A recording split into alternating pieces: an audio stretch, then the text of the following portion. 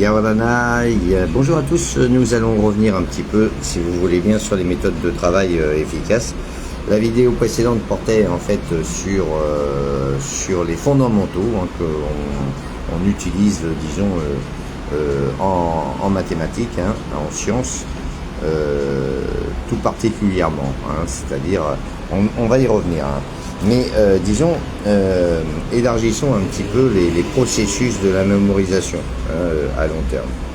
Donc là, les spécialistes de la question vous diront qu'il existe une mémoire sémantique, c'est-à-dire celle qui est gravée en fait, disons, depuis longtemps dans notre mémoire. Qu'il existe aussi une mémoire procédurale, vous savez, c'est lorsque vous montez dans votre voiture, vous mettez le contact, au moment de démarrer, etc. Donc quasiment sans être réveillé le matin, en fait, on peut faire des choses par mémoire, des automatismes. On appelle ça les mémoires procédurales. Les mémoires épisodiques, alors celle-ci est assez intéressante, mais elle ne nous concerne pas vraiment. Elles sont souvent liées aux émotions.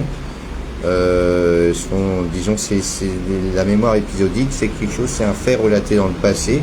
Et la mémoire en fait est gravée, même si les émotions sont positives ou négatives. Donc très forte en fait mémoire épisodique due principalement aux émotions. Et vous voyez que ça c'est pour les autres matières, pour disons l'ensemble des processus de mémoire. Là, ce sont les spécialistes qui se sont posé la question. L'hippocampe, lui, disons, permet d'appréhender le spatial, en fait, le spatio-temporel, je dirais. Et et se remémorer, donc disons, a fait appel aux trois mémoires précédentes, des choses anticipées, etc. Enfin, disons, l'hippocampe va jouer sur le spatio-temporel et qui va ramener en fait à une des trois précédentes. Alors, il existe aussi, d'après les spécialistes, le palais de la mémoire, les mémoires associatives, l'imagination, l'association. Palais de la mémoire, bon, on va dire que ça c'est surtout pour les compétiteurs, ceux qui veulent apprendre des choses par cœur. Ils sont assez nombreux, de plus en plus nombreux, il y a des prix, mais bon, nous c'est pas totalement notre domaine en fait. Nous on va se ramener par rapport aux maths et puis éventuellement les autres matières. Ça peut servir pour toutes les matières, ça c'est clair. Mais disons, ça c'est un petit peu en étant le domaine qui traite des processus de mémorisation à long terme. Alors, il existe aussi la mémoire associative, donc là il faut faire des images, il y a des gens qui s'imaginent, voilà, le serpent, quelqu'un qui mord. L'imagination, c'est-à-dire on va dire, tiens, pour souvenir le prénom de Olivier, on va penser à l'arbre, l'olivier, un olivier, l'arbre olivier, c'est comme ça, j'arrive à mettre, disons. Donc ça c'est un peu l'imagination.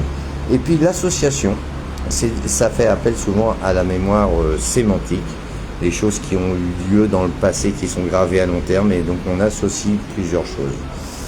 Alors il faudrait parler aussi des rythmes circadiens, il y en a qui disent que les meilleurs temps pour le travail, c'est souvent le matin, après avoir pris son café ou autre, votre petit thé, etc., vous êtes bien, mais c'est souvent plus efficace que le soir avant d'aller dormir. Pourtant, nous, dans nos rythmes en maths, on verra qu'il est important de peut-être prendre le matin, mais revenir en fait au cours de la journée avant la nuit, pour que la nuit fasse son travail. Les ingrédients, oui, il faut y parler, c'est l'hygiène de vie, donc bien évident que l'alimentation, le poisson, les vitamines D, GH, ce que vous voulez. Là, je suis pas spécialiste là-dedans, mais il y a beaucoup de plantes en fait pour ceci, dans l'alimentation. Le sommeil et fondamental, le sommeil, la nuit, et la stimulation, c'est-à-dire en fait faire et apprendre de nouvelles choses et chaque jour de nouvelles, ce qui évite Alzheimer, Parkinson et autres, mais c'est pas tout à fait encore notre rayon, donc ça c'est un petit peu les systèmes, les processus de mémorisation qui sont faits en fait vus par des spécialistes, des gens qui ont pensé à la question. Nous on reviendra surtout sur principalement les méthodes de travail efficaces pour notre domaine de prédilection, c'est-à-dire les maths. Donc déjà, porter son attention. Donc à chaque fois que je vais vous envoyer une vidéo, Ça peut être intéressant de stop sur image, on note l'énoncé, on refait des schémas, on marque la consigne, on essaye de le faire, on le fait, donc c'est la phase d'assimilation jusqu'à essayer de comprendre comment ça se passe. Et la mémorisation en fait se fait en comprenant ce que l'on fait. Et ensuite il faut le reprendre et essayer de le faire de A à Z. C'est pour ça que par écrit, de toute façon même pour checker, il faut bien voir un peu à quelle vitesse, la fluidité, l'exactitude, disons que l'élève en fait puisse traiter les choses pour assimiler. Et cette mémorisation à long terme, eh bien, se fait parce qu'il y a cette phase de compréhension en maths. Le taux d'accroissement, par exemple, qu'on revoyait dans les vidéos précédentes, delta Y sur delta X, hein, eh bien, on le voit depuis la case de 6e avec les applications linéaires. Après, on le revoit avec le Thalès, hein, puisque c'est du Thalès, hein, le petit sur le banc. La règle de 3, la 4e proportionnelle. On le voit aussi par la pente, etc. On le revoit en 3e avec YB moins YA sur XB moins XA. Et on le revoit en fait en première avec limite de F de A plus H moins F de A sur A plus H moins A. Donc pour comprendre, pour mémoriser, disons, cette formule, aucun effort à partir du moment où on comprend d'où elle vient. Donc la compréhension permet de fixer à long terme. Et puis on avait vu aussi que la phase de réflexion, maintenant on va réfléchir, une fois qu'on a pris le problème, eh bien on est capable de le translater sur un autre, c'est-à-dire trouver par exemple, démontrer qu'une fonction est dérivable en un point pour revenir sur ce taux d'accroissement. Donc il faut vérifier si limite de f de a plus h moins f de a sur a plus h moins a tend vers une limite finie, tu vois, mais on translate avec la gestion des calculs, etc. Ce qui permet de... Donc en maths, hein, pour mettre une brique, il faut qu'il y en ait qui soient en dessous. C'est pour ça que chaque année scolaire en fait a sa dose, a son importance.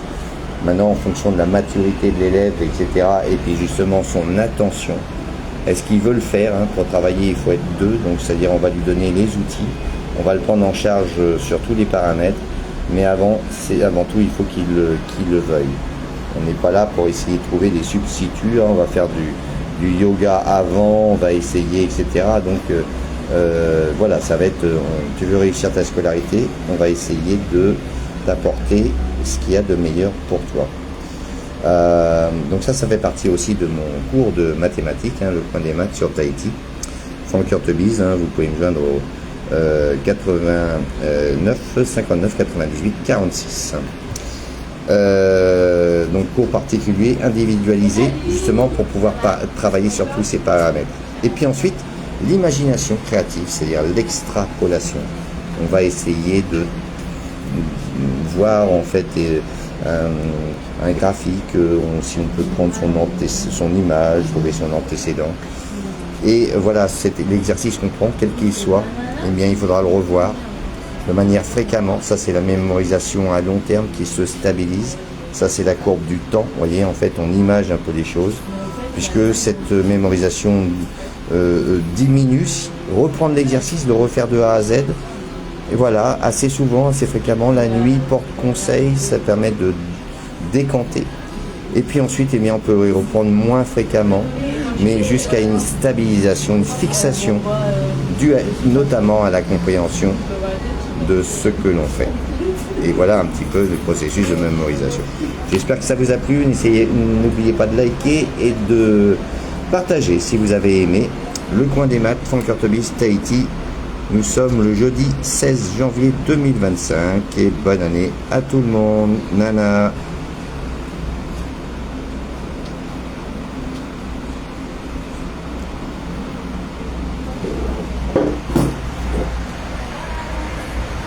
Yep.